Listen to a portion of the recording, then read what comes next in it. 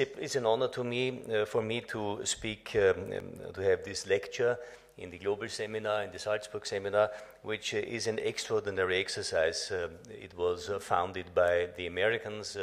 It has an extraordinary history with speakers, a tradition to bring together people from the East and West. And I will never forget when we negotiated with Stuart Eisenstadt the famous treaty between the United States and Austria on something to do for slave laborers and compensations, etc. One of the side effects of these negotiations was to mention and to mention specifically the role of the Salzburg Seminar.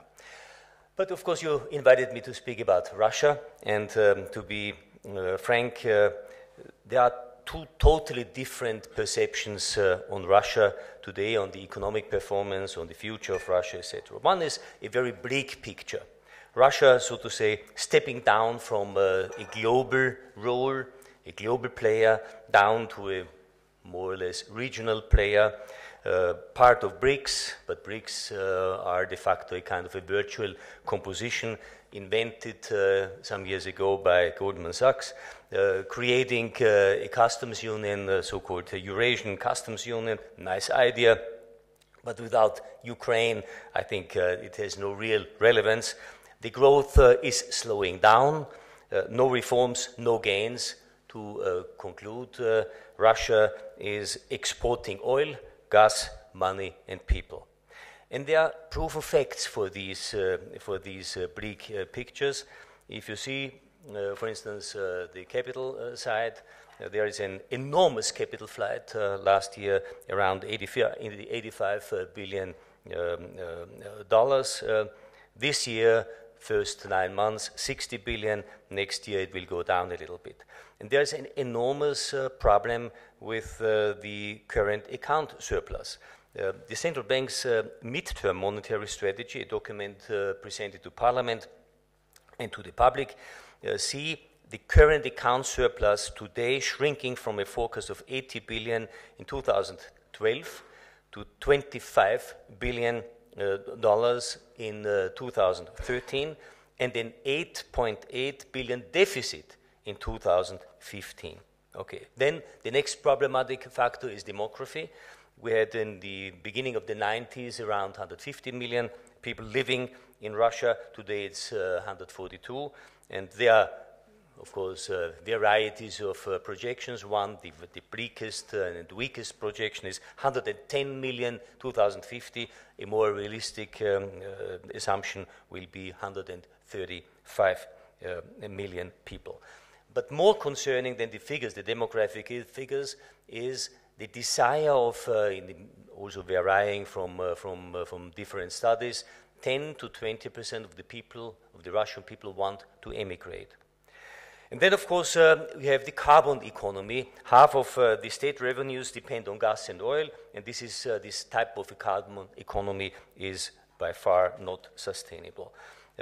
Look to the shares, Gazprom shares, for instance, the market share plummeted since 2008 by 2/3. Big projects were cancelled, Stockman Field and others. Shale gas revolution affects the energy market worldwide and would undermine and nag on the revenues, on the profits of the Russian companies. LNG was a missed opportunity for Gazprom, the price development, etc., etc.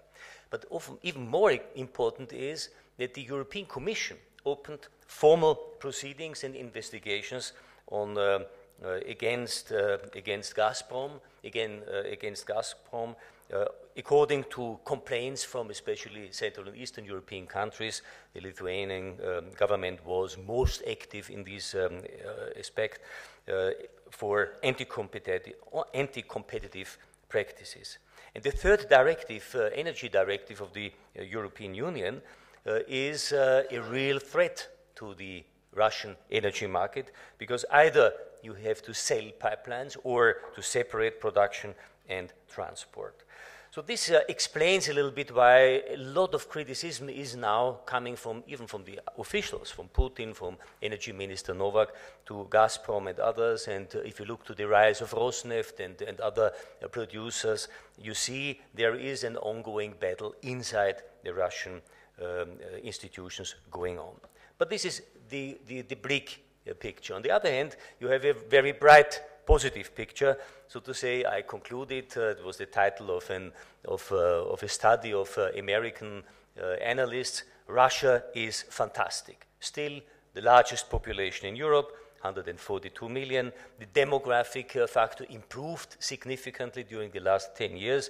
The average mortality of men increased from 57 years to 63 years within 10 years, not bad.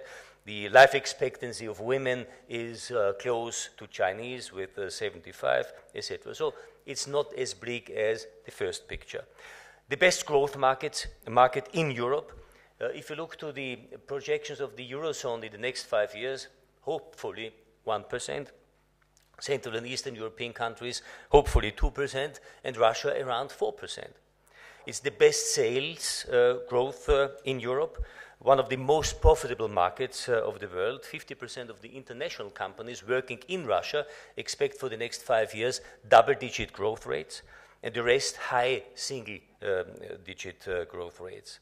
The Western companies, and we should not forget this, this little picture, sell 6 to 12 times more per capita than Indian or Chinese consumers. The consumer confidence in Russia is up.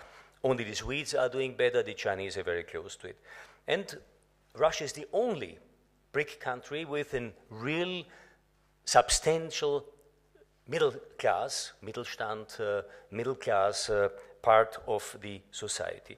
By the way, this is something what I hope will also emerge as a political force inside the Russian society. The human resources are among the best of the world. There are still good universities, good schools, good research laboratories, etc. And this is one of the best budget balances on the global scene. If you look to the real figures, of course, they expect probably this year a slight deficit, next year a little bit more. It depends. The problem was caused by the elections with a lot of promises, also not sustainable. But anyway, the Russian economy can live with that for the time being. If you look to the hard currency reserves, I think more than 500 billion. During the financial crisis, starting from 2008, it was a very good opportunity and a very good tool to overcome these crises without really significant problems. Low unemployment rate, and still one of the richest countries of the world with energy, with raw materials, etc. So this is the bright picture. These two views are completely contradictory. And the question is now for us and for you, what lessons can be learned? What is, so to say, a realistic view? And which consequences are to improve the dialogue between Europe, between the Americans, between, so to say, the Euro-Atlantic community with the Russian society? First of all, I think we need a more realistic view. It's not so long ago, and I was part of it, I was witnessing the whole thing. August 98, Russia was absolutely insolvent. I was there it was the first Austrian presidency, September 98. I was there with my German colleague Klaus Kinkel and the European Commission, and it was a terrible situation. Totally chaotic situation, nearly close to anarchic elements and tensions. We had press conferences with dozens of journalists, photographs, TV cameras, radio interviews, etc. The finance minister, the prime minister, all the advisors on the Russian side were completely struck and completely pale and de facto unable to move and to discuss in a proper way. We had telephone contacts with Frankfurt, with London, with Paris, etc., to help. And this explains a little bit why today the situation is as it is. After 98, Putin came in, at that time relatively unknown to the international community. With Putin, a lot of collaborators, advisors, etc. One of them, by the way, Alexei Kudrin, for 11 years, finance minister in Russia, one of the longest-serving ministers of the world. In 2010, appointed and elected as the finance minister of the year, 2010. The debt were repaid. The hard currency fund was established, and stability returned to Russia. And this explains a little bit why stability is such an enormous value, such an enormous desire of the Russian society, and of course why Putin and all his collaborators and all these different groups he has to moderate and to mediate are looking for an equilibrium, a kind of a stable balance. Not easy to get and not easy to contain. Politics is always about change and stability. No? Obama, change, now stability. Putin, first change after the more chaotic situation in the end of the 90s. Now he's absolutely more the conservative side. Stability is above all the other things. So this is the first thing. The desire for stability has to be understood. Second point, I think Russia is gradually and cautiously moving forward step by step to become a full integrated member in the international community. And I think this is a good example. This is a very good step forward. WTO membership, for instance. Next, 2014, the OECD membership. All these things are absolutely important. And these two, WTO and OECD, will bring substantial changes and substantial progress for trade liberalization, transparency.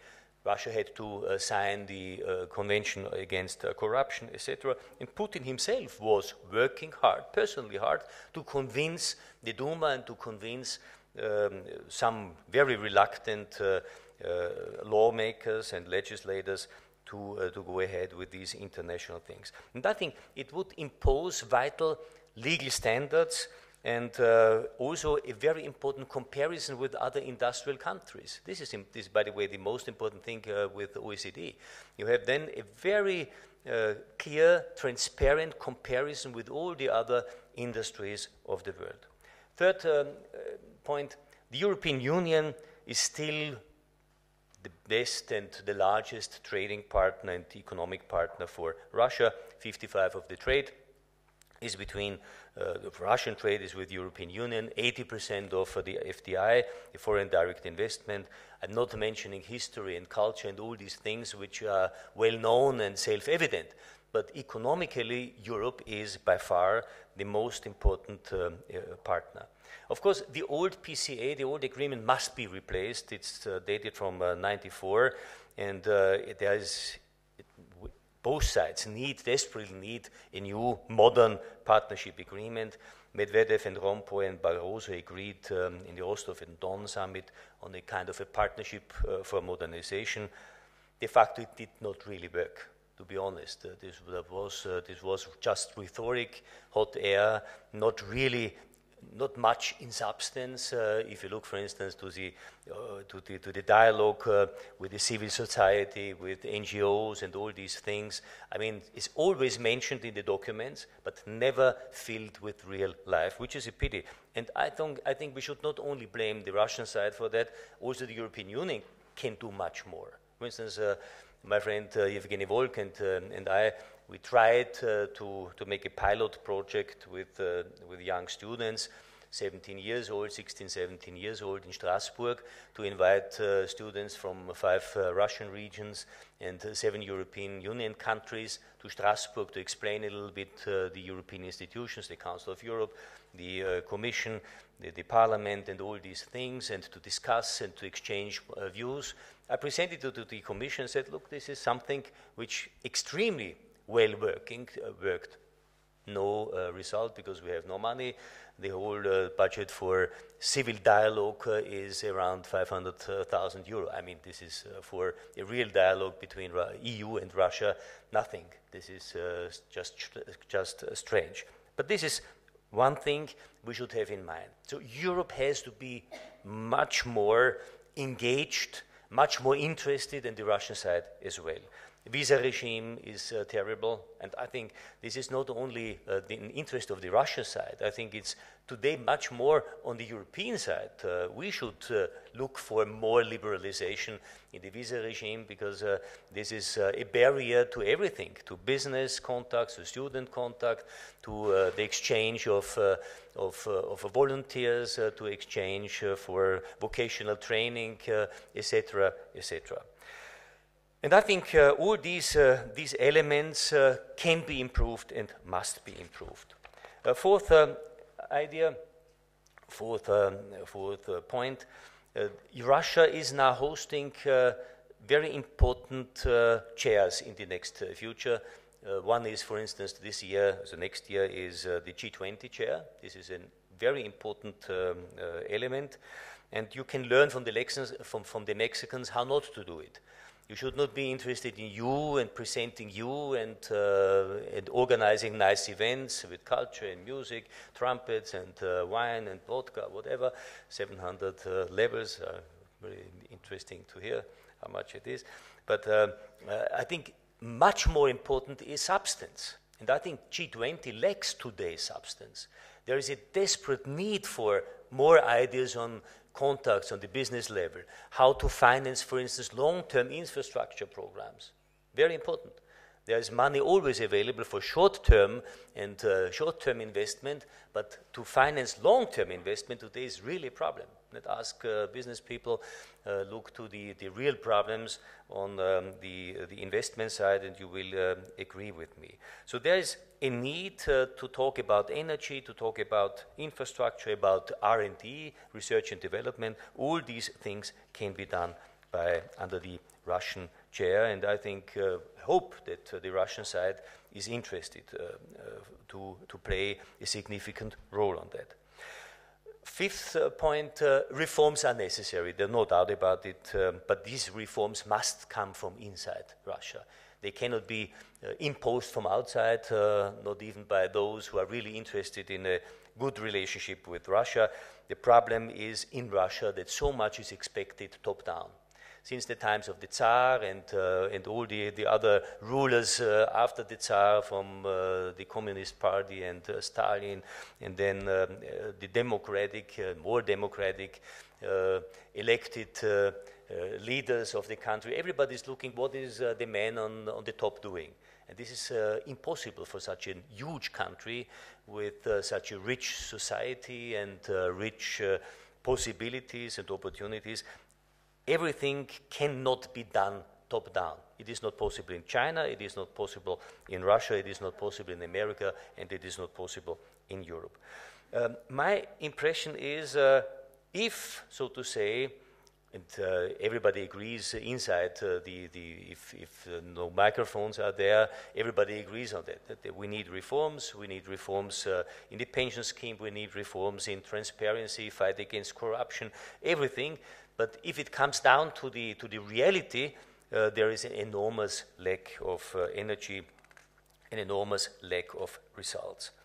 Putin is, according to my knowledge, I met him several times, is an extremely capable politician, no doubt about it. He's one of those people who are really not able and willing to read the papers. He's informed, he knows the details, he knows the facts. I remember in European Council, where in the preparatory meeting, everybody was willing to tell the Russians, and especially to Putin, the energy sector, what is necessary. Okay, then Putin came in, sat down, and the first round started, and of course most of my fellow colleagues and I myself, we knew something for the first round, but Putin knew every detail without a sheet of paper. He knew every detail. He was much better informed than most of us.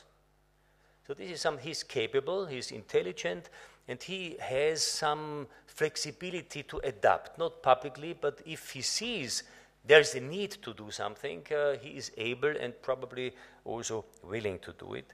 3 weeks ago, he had several hundred investors, international investors, and there was an exchange of views. And I got some information from people who were there.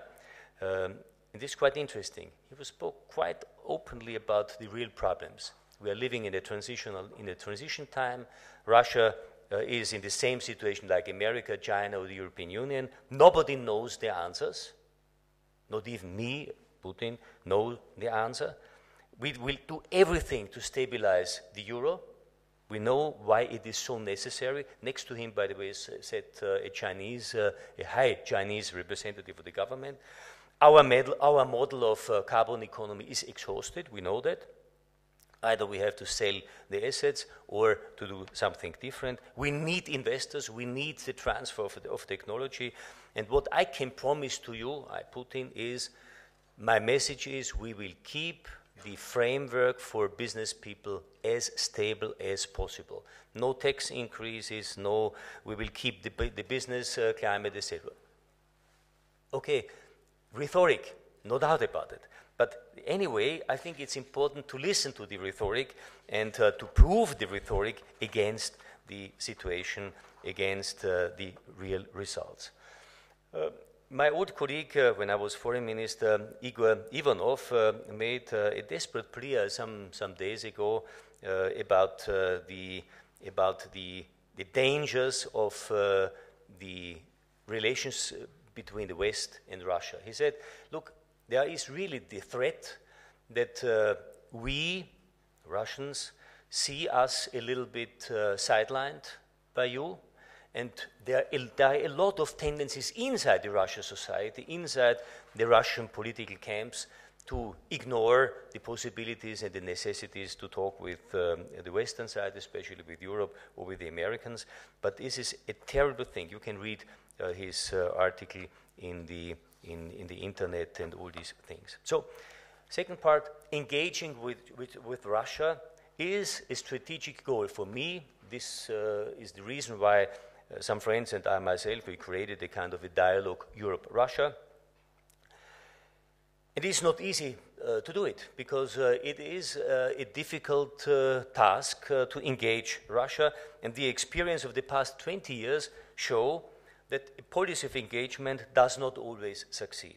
Either the West is not ready to treat Russia as an equal partner, or Russia is not willing to cooperate with the West on terms it deems incompatible with its own national interests. There's often a fundamental debate in Western countries whether relations with Russia should be based on values or on interest. In my views, I think both elements must be and should be mixed. At the beginning of Boris Yeltsin's presidency in the early 90s, Russia was eager to join all European and Euro-Atlantic organizations. For a while, it seemed that Russia was even interested in becoming a NATO member. Of course, it was not possible at that time, and the establishment of the NATO Russian Council in 1998 came too late, and at the end of his second presidential term, Boris Yeltsin was already too weak to permanently link the Russian Federation to the West. Yevgeny Primakov, foreign minister and prime minister in the late 90s, did not believe in a privileged relationship with the West. He was looking for Russia's place in a multipolar world. And when Putin became president in May 2000, he declared his intention to make Russia again a strong and self-confident country. At first, he did not alienate Russia from the West. On the contrary, after 9/11, Putin expressed his solidarity with President George Bush in the war against international terror. And after a while, his mood changed. If you compare the first months after 9/11 and later, you can interpret that Putin felt that his solidarity with the USA remained unrewarded.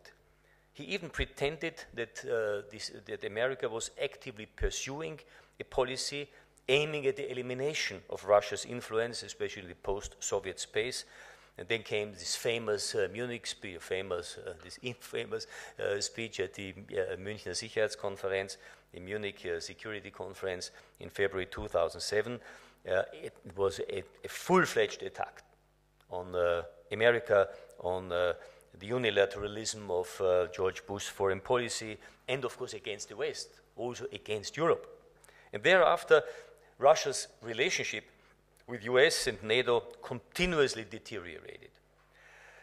In spite of the close cooperation with a number of EU countries, you know his friends, Berlusconi and Gerhard Schröder and others, and Chirac, in spite of close cooperation with some selected EU countries, the atmosphere became frosty. There was even talk about a new Cold War. In April 2007, Russia unilaterally suspended its implementation on the Treaty of Conventional Forces in Europe, a treaty hailed in 1990 as a major achievement in European security. For several years, the relations stagnated at a very low level, and it was President Obama in 2009 with his counterpart Dmitry Medvedev to set a reset.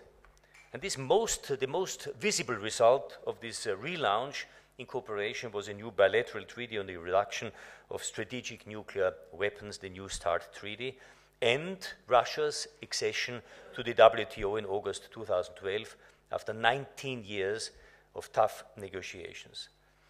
Then came the campaigns on both sides, America, Russia, to a little bit a pause. But soon after the re-election of Obama, which came as a relief for the Kremlin, Moscow softened the tone vis-à-vis the USA, and Obama was invited by Putin to visit Russia in 2013. But we should not underestimate the real impediments for an improvement in the relations. There remains the US-NATO project of an European missile defense shield, as well as the fundamental differences on Iran and Syria, not only Iran, you know, starting from the Arab Spring, but especially Iran and Syria. The question is now, is there room for a compromise on the missile defense? Probably some of you remember the famous open microphone story when Obama explained to Medvedev earlier this year that he will be able to show more flexibility after his re-election. Big outburst in the Republican camp, and you know the result. The Obama administration repeatedly declared that the envisaged European missile defense system will not be directed against Russian missiles, but against attacks by rogue states like Iran. And Moscow is insisting that such assurances must be given by Washington in a legally binding form. Honestly, this will not be possible because the Senate will never ratify such an agreement. And the hardliner, Vice Prime Minister Dmitry Rogozin, a well-known hardliner, is even asking for more than legal guarantees. We do not trust words even when put on paper. We need guarantees not on paper but in metal. Okay, extreme positions, probably part of a kind of a beginning of a bargaining process. The USA should certainly offer more transparency to give Russia the ability to better understand the US missile defense project. A compromise on the defense shield would, in my opinion, open the way for a further reduction on strategic nuclear weapons. Obama is striving for a new treaty with Russia, reducing the number of warheads and delivery systems below the levels agreed in the New START Treaty on 2010. And Russia makes a further lowering of the thresholds for strategic offensive systems dependent on bilateral agreements on the missile defense. The compromise on these delicate issues, of course, would require an enormous trust, enormous high level of trust between Russia and US, but unfortunately there is still an enormous lack of trust between these two rivals. Syria is a different case. Syria should not be seen as a US-Russian problem. Russia has a number of motives why it makes an agreement on a new Security Council resolution so difficult. Some of these motives are not really understandable, but some are understandable. Because nobody knows, not we, not the Americans, not the Russians, nobody knows today what will come after Assad if he steps down as president of Syria. And if you look to other parts, now the ongoing debates in Egypt, it's not very promising. El Baradei, an old friend of mine, yesterday in the Spiegel, ich habe Angst. I'm really anxious. I'm really anxious about the situation in Egypt. There's a new dictatorship emerging. Morsi has more power than a pharaoh, or not to talk about Mubarak. So this is El Baradei, normally very cautious and not very offensive man. So this is difficult, and I think there must be a change, a regime change in Syria, no doubt about it. But there's also the need for a cooperation of the Americans, of the Europeans, of Russia, of the Arab League, etc. Good news for the Europeans is the announcement of the US State Department and the new Russian ambassador to NATO, Alexander Grushko, that both sides are willing to replace the old CFE treaty of 1990 and 1999 by a modernized version. Because 2007, I repeated, Russia suspended the implementation of the original treaty. Now we have in America, due to the WTO agreement, the abolition of the Jackson-Vanik Amendment to the US Trade Act of 74, the granting of permanent normal trade relations status to Russia. This is undoubtedly a positive development. And of course, there are now the debates on the Magnitsky Act, and the Russians are threatening if this happens, Senate is still open, then they will act with a different thing. Okay, maybe. But I think it is important that these things are going on. Interestingly is the new situation in Germany. You know, this is a new complicating factor in the relations between Moscow and the West. This is the deteriorating human rights situation in Russia. Since Putin's return to the Kremlin in May 2012, you see a growing trend of that activities of the civil society, NGOs, and political opponents are restricted by the authorities. So to say, the tightening of screws at the domestic scene, which is interpreted by some political observers as a sign of weakness. I doubt a little bit, but this might evolve to a serious problem for Russia's relations with the West. In Germany, one of the closest economic partners of Russia felt the anger of the Russian leader in the recent annual round of intergovernmental consultations in the meeting of the German-Russian Civil Society Forum. Although Chancellor Merkel used a little bit more careful language than the original Entschließung, resolution of the German Bundestag on the human rights situation in Russia. But anyway, she mentioned the problem. Putin was not happy at all. He replied in a very harsh way, but Merkel was not intimidated and pointed out that Germany wants Russia to be successful, but our friendship will not grow if we sweep everything under the carpet. And this is new. German chancellors were always much more cautious and more skeptical to mention all these necessary things. Last word, conclusion. Although it's not easy to engage Russia, the West would be better off in these difficult and dangerous times if a productive relationship were developed with this important Eurasian power. And the US must persevere in their efforts to agree with Russia on the fundamentals of a stable security relationship. Such an agreement would positively impact on the relations between Russia and the whole Euro-Atlantic community. We should not believe those, and there are such analysts in Europe, in America, but also in Russia, that Russia will reorient the vector of its foreign policy from Europe to Russia. For Russia, relations with the Euro-Atlantic community, including the Russia on the one side and Asia on the other side, are not an either-or, but an as well as. Certainly, the vast territory of Siberia and Russia's Far East can only be economically developed in cooperation with Asian countries. But however, this is by no means an alternative to a strategic partnership with Russia and the Euro-Atlantic community. So we should not shy away of this difficult dialogue. We should engage We should do it in a proper way, with clear words, with a good spirit, and with a lot of energy and positive curiosity and energy in the situation, what is going on all sides in America, in Europe, and in Russia. Thank you so much.